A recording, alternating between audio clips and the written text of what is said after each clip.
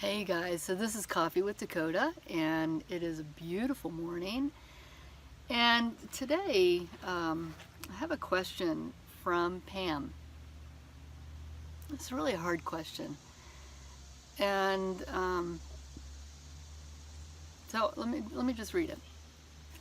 Dakota, am I responsible for the pain I passed down somewhat unconsciously that ended up killing my son and husband after sending them terrible, negative perceptions of themselves for 30 years each? They drank and took drugs to escape my judgment, but loved me and wouldn't speak badly about me till the end. Wow. So, first of all, Pam, I'm sorry that I'm sorry for your loss. That's a huge loss. And the answer to your question is not easy, because in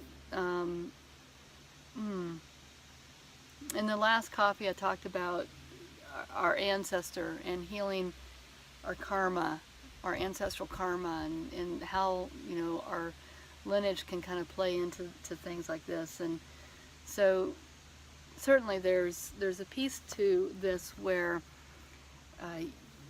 you have a responsibility to heal your life. Okay? So we each have that responsibility to deal with our own stuff, heal our own karma, heal our own wounds, work on our soul to get it to the place where we are non-judgmental, where we can be the best version of ourselves ever. That is our responsibility. I'm not responsible for you. You're not responsible for me. I am only responsible for what I do and how I show up in this world. The flip side of that is that you are not responsible for somebody else's pain.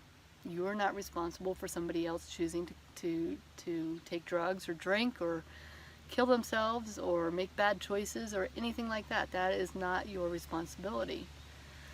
So it's not a this or that, but it's this and that. You do have a responsibility, in my opinion. We each have a responsibility to be the best version of ourselves, to bring light to this world, to be healed, to constantly be working on how can I be better, how can I show up better. That is our responsibility, and we do not have the responsibility for other people. So it's easy for us to fall into that blame game. If only I had. If I hadn't done this, maybe they'd still be alive. If I had not been so hard on them, maybe they would have had an easier life, whatever. And all those what if games just kind of send you spiraling down. And at the same time,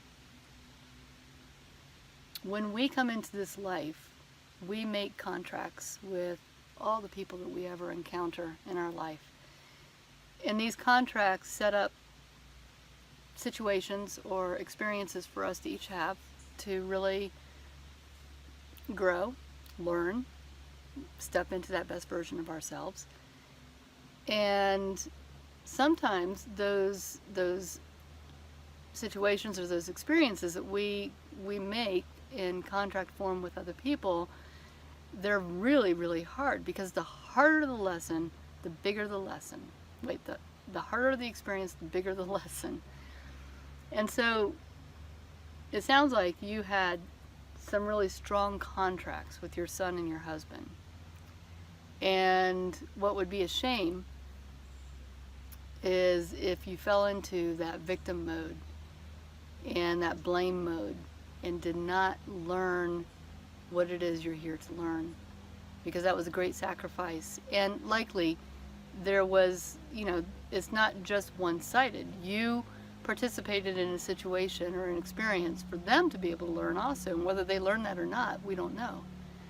But You know, it's always a two-way street. So it's painful. It's extremely painful. It sounds like an extremely painful experience that you had, and it's very easy to get wrapped up into that pain. But if you can take this and really fine tune, what is it that I was to learn from this experience? Is it to learn to be less judgmental? Is it to learn to step more into your power? Is it more about forgiveness of yourself, of them? You know, find out what it is that really resonates with you, what it is that you were supposed to learn through that situation, and take that to the next level, to live the best version of yourself. That is the gift that you give to them for having made that sacrifice in this lifetime. It's sometimes we do things unconsciously. Sometimes we do them from a place of more of ego, and that is another piece of this too. Is, you know, in those times when we're being judgmental of others, really we're being judgmental of ourselves. This is something we work on in the mentorship in the West Direction, is that shadow piece of ourselves where we project our shadow outward, and we have these judgments about others because we're not accepting that part of ourselves that is just like that. And we keep pushing that shadow away from us without accepting it. And really there's a lot of strength in that shadow. There's a lot of power in accepting that shadow part of yourself. And so when you can bring the shadow and the light together and learn the strengths of each of those and how they can really work to the betterment of your life, then you embrace that shadow, and that helps you to live that best version of yourself. An example of that would be that judgment that you felt about them is how, if you turn that around, is what are you judging about yourself? And when you can shine light on that, and you learn to accept that part of yourself that you have denied or that you have, abandoned, then you begin to embrace that full part of yourself, light and shadow. And in that acceptance, you begin loving yourself differently. And when you love yourself differently, and you begin to embody self-love and self-esteem and self-care and self-realization, those are all the four cornerstones of the four different directions. When you begin to embody those elements, then you begin to accept other people for where they are, and you accept them differently. You accept their light and their shadow and their everything in between. And that just opens up the space for both to be fully immersed in who they are. Does that make sense? I'm waiting for an answer. I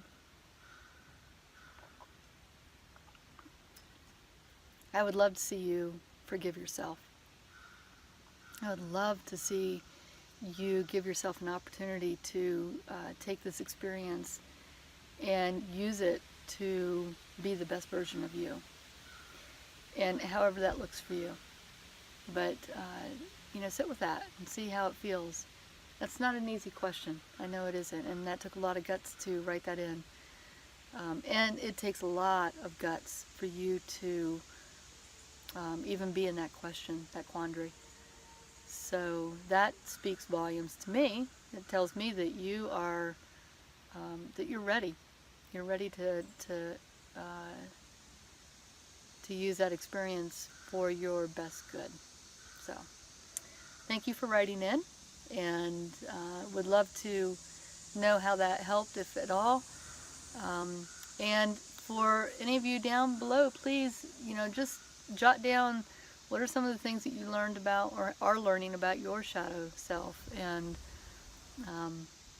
let's open up a dialogue about that. The shadow part of ourselves is something that we don't talk about very often. But anyway, If you, I think that when this coffee airs, we will actually be in the enrollment period for our mentorship for the West Direction, where we do work with shadow parts of ourselves. We do a lot of work with shadow self. We do a lot of work with ancestral healing, creating sacred space within and outside of ourselves, and just some really deep things that we're going to be doing in that direction. We've got a great community. We already started pre-enrolling people. Anybody who was on the Facebook group, they got first dibs, they got a coupon, which, hey, that's a good reason for you to join the Facebook group if you have not already joined it. But anyway, you know, I'm not going to hard sales you, but if you have been sitting on the fence about the mentorship, this is a great time to get in. This will be the only time this year that you can get into the West Direction and work on shadow and ancestral and all that kind of stuff. That doesn't open up until 2018, so definitely at least check it out. And if you know anybody who would benefit from that, send them the link. You know, be a good steward of the environment and humans. Okay. Bye, you guys. I'm going to drink my coffee because it's getting cold. Bye. Hey, so stick with me for just one more minute. I've got something really exciting to tell you, that we are just now going to be opening up a private, super private Facebook group for just a very select people who are very interested in this kind of work. So what we're planning on doing is doing some light teachings that will kind of coincide with what we do in the mentorship, to give you a little taste test of each of the directions. And so for 9 weeks, out of each time that we go around the medicine wheel, we will re-embark on a new direction and give you some challenges and some fun things to do that will kind of line you up with that energy of the medicine wheel. I'll also be doing a live meditation every single week, and we call that Trance Tuesday, so you can guess what day it's going to be on. And in addition to that, we're also going to do, in August, we're going to do a 21-day gratitude challenge. I can kind of foresee that in the fall time, we're going to do a 21-day soul detox cleanse. We'll do 21 days of ritual. We're just going to do all kinds of stuff. So anyway, this is an invitation-only type Facebook group. It's a closed group.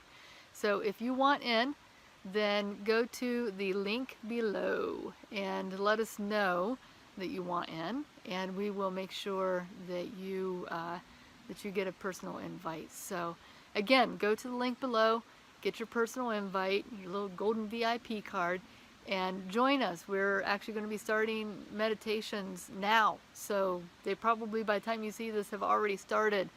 So get on there and come join the community. Now, wait, before I let you go, before you hit that stop button, this group, this Facebook group is, I want the energy to be super high, and I want it to be really authentic, and I want people to show up. So if you're just joining the group just to have it on a tab on the sidebar, you know, it's not going to be worth your while. It's not going to be worth my while. I want people who are engaged. I want people who are really interested in learning this work. So if you know somebody also that you think would fit that, then please give them this link and let them kind of join up. Or you all, once you're in, you can invite people in as well that you want. But really, I'm very protective of my groups, so please come join us if you really feel called and led to. All right, I'll see you on Facebook or in another coffee. Bye, guys.